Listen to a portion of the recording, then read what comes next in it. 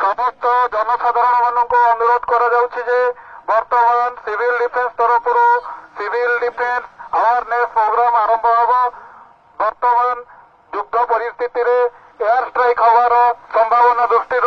बर्तमान एक awareness programme गोटे मॉक ड्रिल बर्तमान करा समस्त जनसाधारण मानक अनुरोध भयभीत न होई सरकारी निर्देश को पालन करेंगे। देखो सुनंदन जदि देखा जे ऑपरेशन सिंदूर सरीची एवं ऑपरेशन सिंदूर परे भारतीय मानक मन भितरे गोटे उद्दीपना रही भारतीय मानक मन भितरे गोटे गर्व अनुभव करुचंती। तारी भितरे आमे समस्ते भारतीय भावे एवं जनसाधारण भावे मध्य आमर किछि कर्तव्य रही जेउथि पाई आमे कौनसी प्रकार युद्धकालीन परिस्थिति भितरे किभली भावे निजको प्रतिरक्षा करबा सहित अन्य मानकु धन जीवन ये सबु किछि को बंची परिबा तार ये कला कौशल प्रतिरक्षा करिवार सबु प्रकार जो टेक्निक आज सिविल डिफेन्स पक्षरु जेतेबेले एठी प्रदर्शन करा जिवो सारा देश रे 244 जिल्ला रे जेतेबेले ये जो रही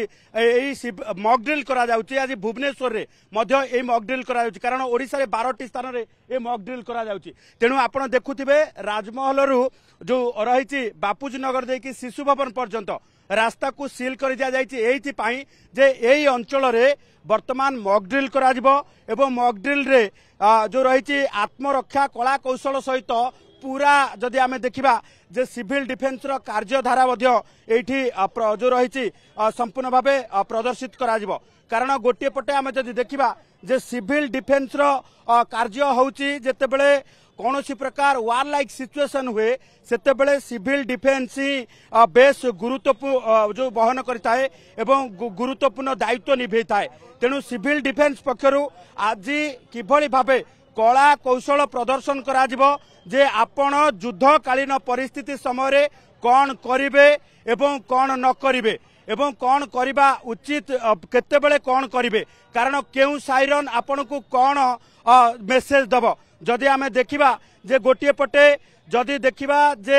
5 मिनिट पाई जेतेबेले साइरन बाजिबो वेवलेंथ रे साइरन बाजिबो आपण सेतेबेले जानिबे जे कोनोसी प्रकार एयर स्ट्राइक होबार संभावना रही। तेणु आपण कौनसी प्रकार सुरक्षित स्थान को जीवा सहित आपण निजको सुरक्षित रखिबे धन जीवन को किभली भावे सुरक्षित रखिबे ताकू नेकी आज सिविल डिफेन्स पक्षरु एठी प्रदर्शित करा जिवो प्रत्येकटी मूवमेंट प्रत्येकटी पोस्टर प्रत्येकटी सिचुएशन को नेकी आत्मरक्षा कला कौशल ता परवर्ती समय जेतेबेले ये जो रही जे वार लाइक सिचुएशन अर्थात एयर स्ट्राइक शेष हो जिवो क्लियरेंस साइरन पाई पूरा लॉन्ग साइरन बाजिबो एवं लॉन्ग साइरन बाजिबा सहित आपण को जणाई दिया जिवो जे वर्तमान आपण पूर्ववत आपण स्थान को फेरी पारिबे। भुवनेश्वर 9टी स्थान रे अग्निशम विभाग रो गाड़ी बुलिबा सहित एई भली भाबे साइरन देई एवं माइक जरिया रे आपण देखुथिबे जे सिविल डिफेन्स पक्षरु जणे व्यक्ति माइक जरिया रे वर्तमान प्रचार करूछंती जे वर्तमान जो रही युद्धकालीन परिस्थिति भली जो रही परिस्थिति को आमको सामना करने को पड़िबो।